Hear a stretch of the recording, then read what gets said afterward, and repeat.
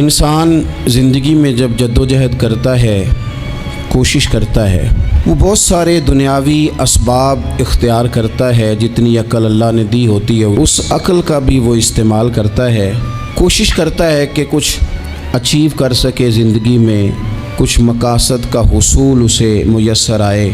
عزیز بھائیوں، ایک بات اپنے ذہن میں اچھی طرح بٹھا لیں اور لکھ لیں کہ زندگی میں جو کسی بندے کو کامیابی حاصل ہوتی ہے وہ رب تعالیٰ کی مدد سے حاصل ہوتی ہے۔ اگر رب تعالیٰ مددگار ہو تو پھر کوئی چیز بھی رستے میں رکاوٹ نہیں بنتی، اور اگر مالک کریم کو منظور نہ ہو تو انسان بہترین سیاستدان ہو، اچھا ایڈمنسٹریٹر ہو، اس کا ذہن بڑی وسعت رکھتا ہو، بڑی اچھی پلاننگ کرنا جانتا ہو، سارا کچھ ہو، تو بندہ ناکام ہو جاتا ہے۔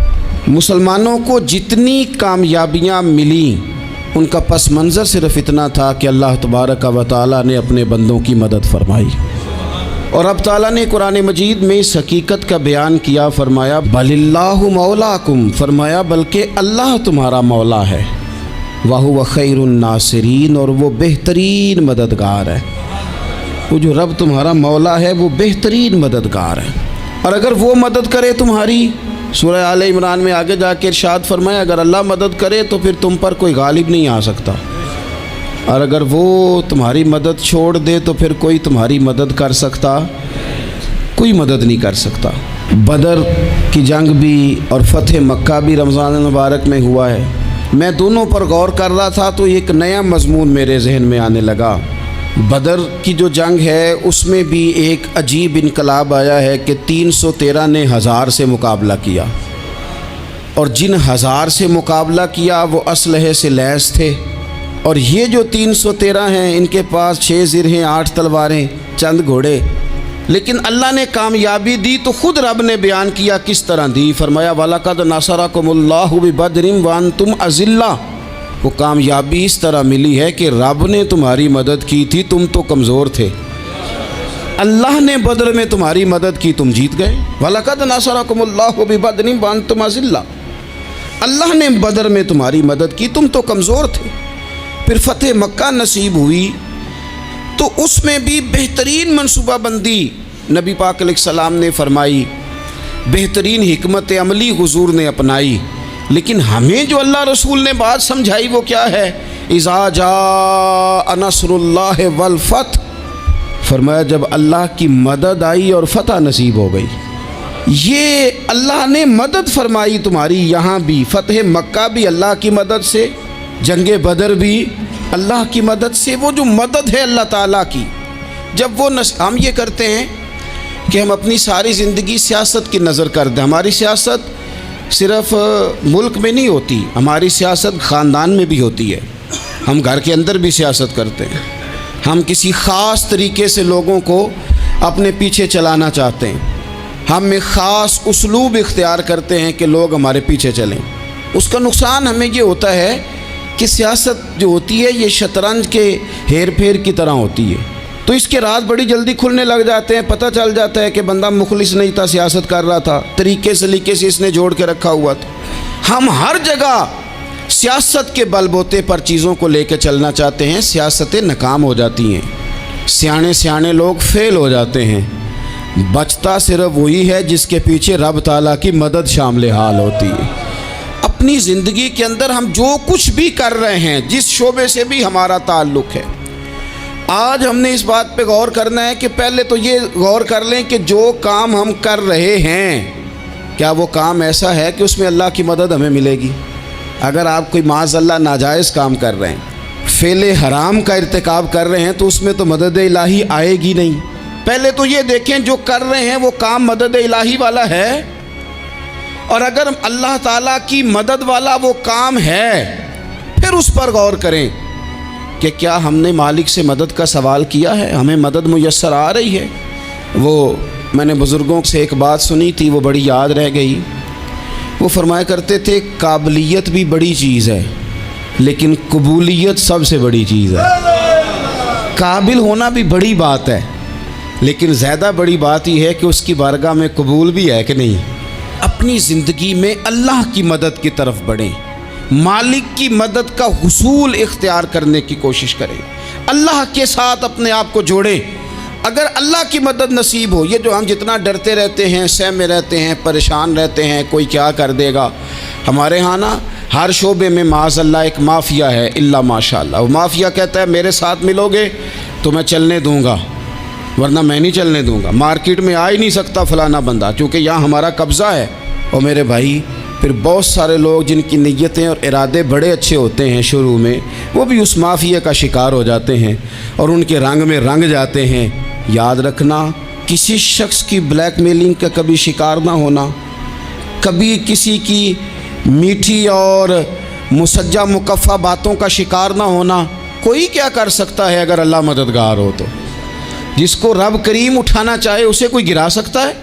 हम ये डरे डरे सहमे परेशान फ़ैसला करने की ताकत नहीं, मुझे चलना चाहिए कि नहीं, उठना चाहिए कि नहीं, करना चाहिए। उठ बांध कमर क्यों डरता है? फिर देख खुदा क्या करता है। हज़रत अब्दुल्ला इब्न अब्बास फरमाते हैं, मेरे नबी पाक अलैहिस्सलाम ने मेरी तरबियत फरमाई, हुजूर ने मेरी तरबियत फरमाई, और महबूब पाक अलैहिस्सलाम ने फरमाया, अब्दुल्ला याद रखना, ये नौजवान दोस्त मेरी बात लिख लें, परेशान लोग मेरी बात लिख लें, जिनके पास कुव्वत फ़ैसला नहीं वो इस बात को लिख लें। हज़रत अब्दुल्ला इब्न अब्बास फरमाते हैं, मेरे नबी पाक अलैहिस्सलाम ने मुझसे फरमाया था, अब्दुल्ला सुन, अगर सारी दुनिया मिल के तेरा कोई नफ़ा करना चाहे, कर नहीं सकती जब तक मेरे रब की रज़ा ना हो। और फरमाया सारी दुनिया मिल के तेरा कुछ बिगाड़ना चाहे तो अब्दुल्ला बिगाड़ नहीं सकती जब तक रब करीम की हिकमत का तकाजा ना हो। लोगों से डरना, लोगों की तरफ देखना, माहौल देख के अपने राह का तयन करना, हर बंदे के ख्यालात के मुताबिक ढलने की कोशिश करना, फलाना ना नाराज़ हो जाए, फलाना ना नाराज़ हो जाए, और जिसने होना हो जाए, बस रब रसूल नाराज़ ना हो।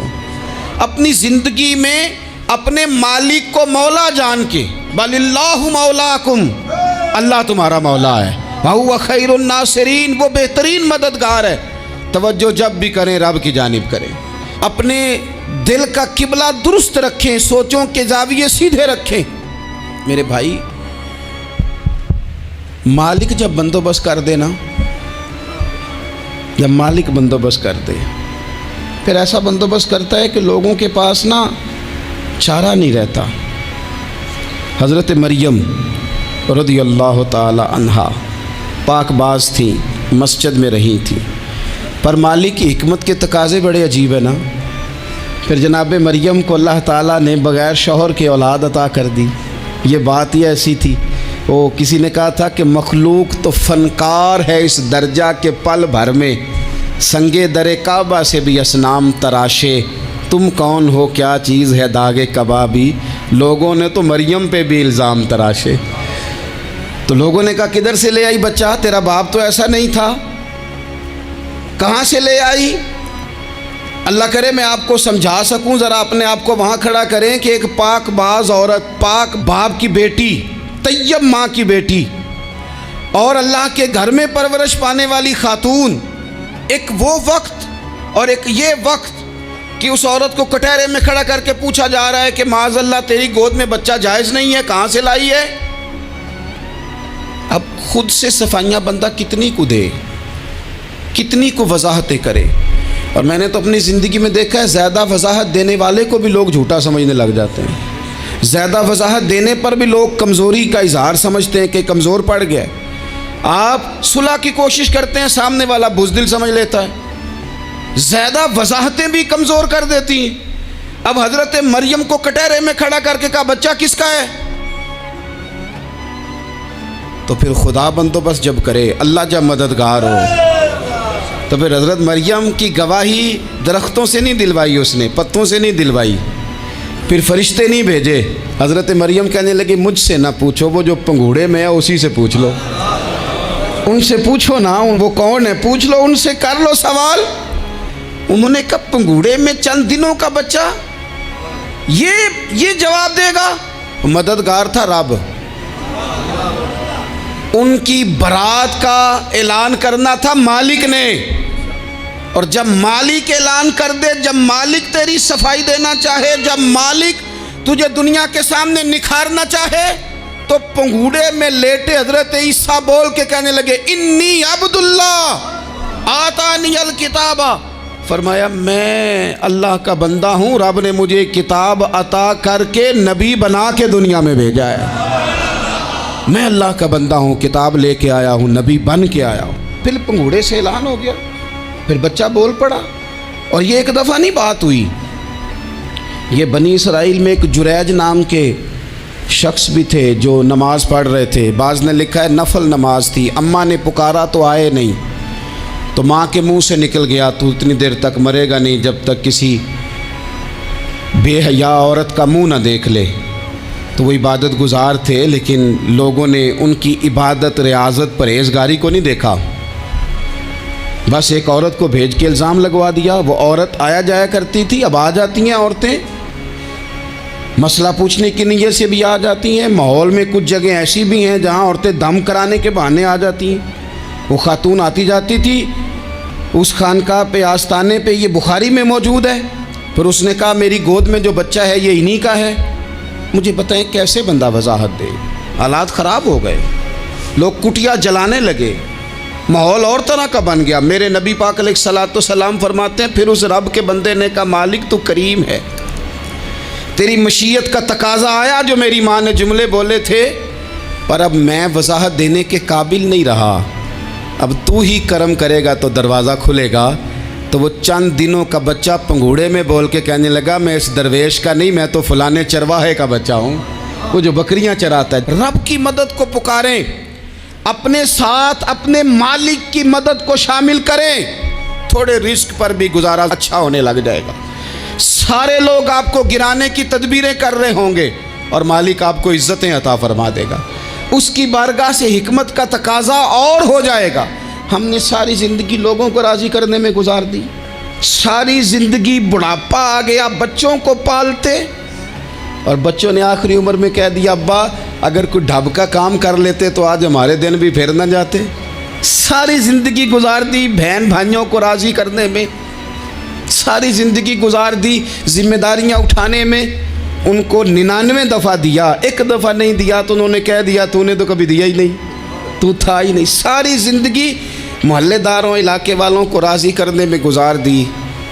और मैंने ऐसे लोग भी देखे दीन के लिए वक्त गुजारा, लेकिन जब बुढ़ापे में दांत काम न करते थे तो वक्त के मुफ्तियों को भी मस्जिदों की कमेटियों ने कह दिया अब आपकी समझ नहीं आती, हमने ख़तीब को यौर रखना है, न देखो दुनिया की तरफ, दुनिया रुला देती है, न राज़ी करो बंदों को, बंदे थका देते हैं, न पीछे भागो हर वक्त दुनियादारों के, ये इंसान को कमज़ोर कर देते हैं। वो तो करीम ही बड़ा है, 2 आंसू ज़मीन पर बाद में गिरते हैं, बंदे के गुनाह सारे पहले माफ़ फरमा देता है। अल्लाह की मदद का हुसूल, अपने मालिक की मदद की तरफ बढ़ना, आपको बदर की जंग भी यही दरस देगी, आपको ओहद का मैदान भी यही सबक देगा, फतेह मक्का भी यही सबक देगा। मेरे दोस्तों, जब रब मदद फरमाए, जब अल्लाह मददगार बने।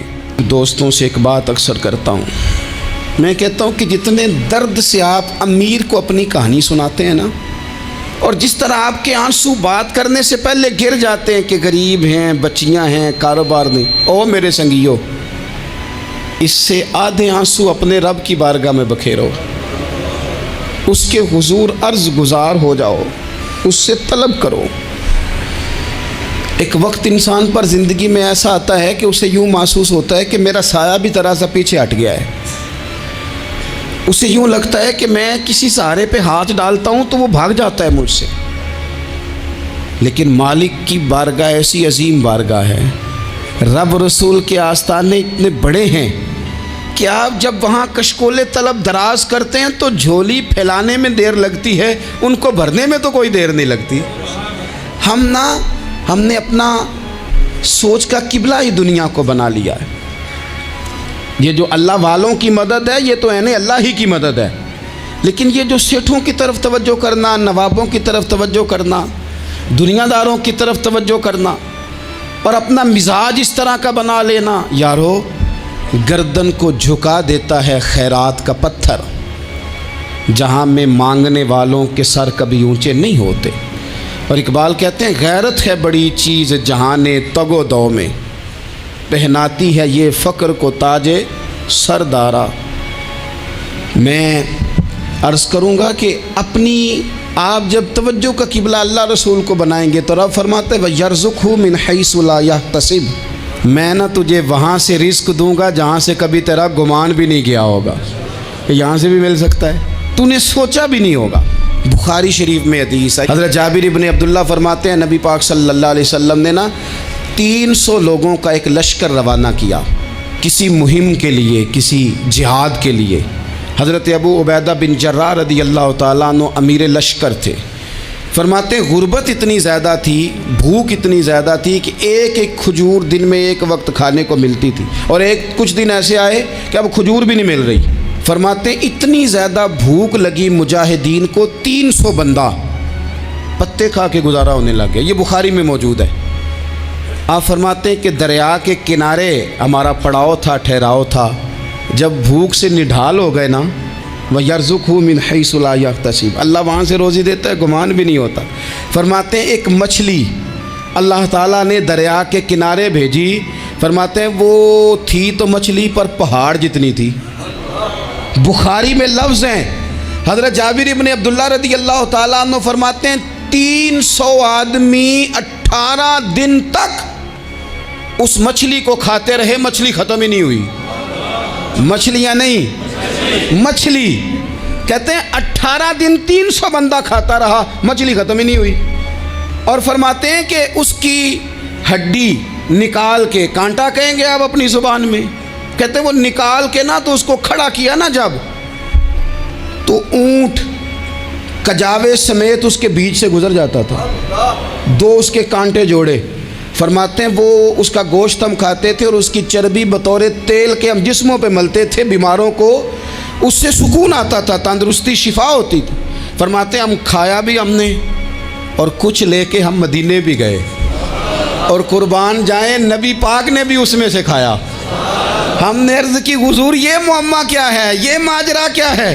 تو محبوب نے فرمایا تمہارے پاس غذا نہیں تھی، رب نے تمہارے لیے بندوبست کیا ہے، اللہ نے تمہیں دیا ہے۔ مکان شروع کر لیا، ایک صاحب نے وہ مکان بنانے لگے، آپ وہ حساب لگا رہے ہیں، کہتے ہیں میرے پاس اتنے پیسے ہیں، اتنے میں نے فلانے دوست سے کہنا ہے اس نے دے دینے، اتنے فلانے رشتہ دار سے کہنا ہے اس نے دے دینے، اتنے فلانے سے کہنا ہے اس نے دے دینے۔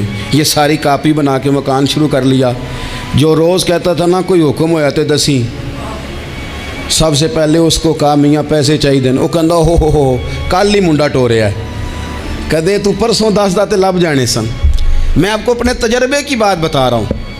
جن لوگوں کا خیال ہوتا ہے نا کہ آپ سٹارٹ کریں فلانا کام، ہم آپ کے ساتھ ہیں، اللہ کا ہی کوئی نظام ہے، وہ بالکل بھی نہیں ساتھ ہوتے۔ لیکن ایسا نہیں ہے کہ کوئی ساتھ نہیں ہوتا، اللہ تعالیٰ بڑے اسباب پیدا کرتا ہے، وہاں سے دیتا ہے جہاں سے گمان بھی۔ ہمارا یہ ذہن بن جاتا ہے ہم ساری اپنے حساب سے چلتے ہیں، اتنے رشتہ داروں سے اتنے، وہ کون آپ کے ساتھ چلے گا، سوال ہی نہیں پیدا ہوتا۔ یہ سارے کام چھوڑ کے سب سے پہلے 2 رکعتیں پڑھو، اپنے رب کی بارگاہ میں، رسول کائنات کی بارگاہ میں گزارشات اور استغاثے پیش کرو، وہاں سے خیر طلب کرو۔ دنیا دار کیا دیں گے، کیا دے سکتے ہیں، کیا حیثیت ہوتی ہے کسی، اللہ کہتا ہے وہاں سے دوں گا۔ تو جو اللہ مال دے وہ لینا چاہیے کہ رشتہ داروں کا مال دیکھنا چاہیے؟ جو اللہ دے وہ لینا چاہیے کہ سیٹھوں نوابوں کی جیبیں دیکھنی چاہیے؟ جو اللہ دے وہ قبول کرنا چاہیے یا دیکھنا چاہیے کون سا آدمی کہاں پہنچ گیا؟ چھوڑو، اپنی مٹی پہ چلنے کا سلیقہ سیکھو۔ کسی کے سنگ مرمر پہ چلو گے تو پھسل جاؤ گے، پھسل جا۔ اس پر ایک اور بات عرض کر دوں، صحیح بخاری سے، مسلم سے ایک اور بات۔ کچھ چیزیں ایسی ہیں جن سے اللہ کی مدد آتی ہے، مدد ملتی ہے۔ ایک چیز ان میں سے ایسی ہے جس سے بہت مدد نازل ہوتی، وہ ہے کہ جب رب آپ کو دے نا تو پھر آپ بھی اس کے رستے میں دیں، پھر مدد آتی ہے، پھر اور آتا ہے۔ بخاری مسلم میں حدیث ہے، یہ زیادہ ہی توجہ طلب امر ہے، اس پر آپ غور کریں گے۔ حضرت ابو ہریرہ فرماتے ہیں کہ نبی پاک علیہ السلام نے فرمایا ایک شخص نے بادلوں کے اندر سے آواز سنی کہ فلاں آدمی کا کھیت اور باغ خشک ہو گیا ہے، وہاں برسو اور اس کے کھیت کو سیراب کرو۔ وہ بڑا حیران ہوا کہ بادل سے آواز آ رہی۔ پھر اس نے دیکھا کہ ایک پہاڑی پر بارش ہوئی، وہ بادل وہاں برسا، پھر نالیوں سے ہوتا ہوا پانی ایک طرف چلا تو جس نے آواز سنی تھی حضور بیان کر رہے ہیں، وہ بھی پیچھے پیچھے چلا کہ پانی کدھر جا رہا ہے۔ اس نے جا کے دیکھا کہ ایک مقام پہ ایک باغ کو وہ پانی لگ رہا ہے اور ایک آدمی وہ پانی لگا رہا ہے۔ اس نے اس سے پوچھا تیرا نام کیا ہے؟ اس نے کہا کیوں؟ کہنے لگا بتا نا۔ اس نے نام بتایا تو کہنے لگا یہی تو وہ نام ہے جو میں نے بادلوں کے اندر سے سنا ہے کہ فلاں کے کھیت کو پانی دے دو۔ اس نے کہا یار تو کیا عمل کرتا ہے کہ اسپیشل تیرے لیے بارش برسے؟ یہ بخاری پڑھ رہا ہوں، سیاستہ سے حدیث عرض کر رہا ہوں۔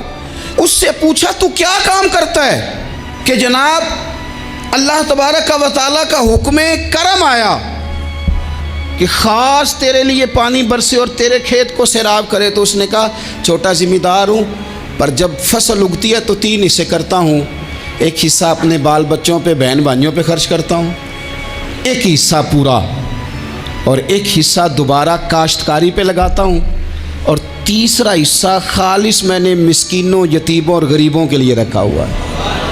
وہ جو تیسرا حصہ اللہ کرے آپ سمجھیں، وہ رب کے بندوں پہ تیسرا حصہ خرچ کرتا ہے نا، تو کریم مالک نے فرمایا جہاں سے غریب کا حصہ جاتا ہے وہ کھیت خشک نہیں رہنا چاہیے، وہ جہاں سے مسکین روٹی کھاتے ہیں وہ خشک نہ رہے، جہاں سے یتیموں کو کچھ آتا ہے کہیں اس کی فصل رہ نہ جائے۔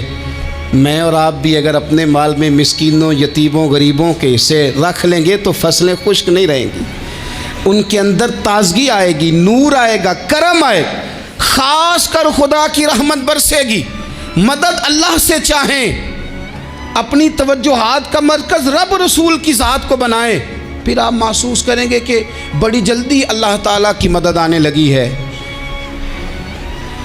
کبھی آپ صرف کہہ دیں نا میرا رب میرے ساتھ ہے، اس لفظ میں اتنی طاقت ہے کہ دشمن ویسے زیر ہو جاتا ہے۔ زندگی میں کسی سے بھی لڑائی ہو تو اچھی طرح سوچ لیں کہ اللہ اس طرف ہے یا اس طرف ہے۔ اگر آپ زیادتی پہ ہیں تو پھر رب مظلوم کی جانب ہے۔ اگر اللہ کی مدد آپ کے ساتھ ہے تو دنیا کی کوئی طاقت آپ کو گرا نہیں سکتی، اور اگر آپ مظلوم کے مقابلے میں ظالم بن کے آپ کھڑے ہو گئے ہیں اور آپ نے رویہ وہ اختیار کیا ہے کہ جس میں مدد نہیں آئے گی، تو پھر یاد رکھ لیں کہ آپ کوئی بھی ہیں، کہاں بھی ہیں، آپ کمزور ہیں۔ طاقتور تھے ابتدائے اسلام میں، ظاہری طاقت تھی کفار مکہ کے پاس، وہ ڈنڈوں سے مارتے تھے غریبوں کو، ان کے ہاتھوں میں ڈنڈے تھے، پر خدائی طاقت ان مظلوموں کے ساتھ تھی۔ صاحب زرقانی نے لکھا ہے حضرت زنیرہ رضی اللہ تعالیٰ عنہ ایک لونڈی ہیں، غریب ہیں، ماڑے دا کی کام محمد نس جانا یا رونا، غریب سادی بی بی اور لونڈی کنیزہ، ایک مشرک کی کنیزہ تھی، انہوں نے کلمہ پڑھ لیا، وہ ڈنڈوں سے مارتا۔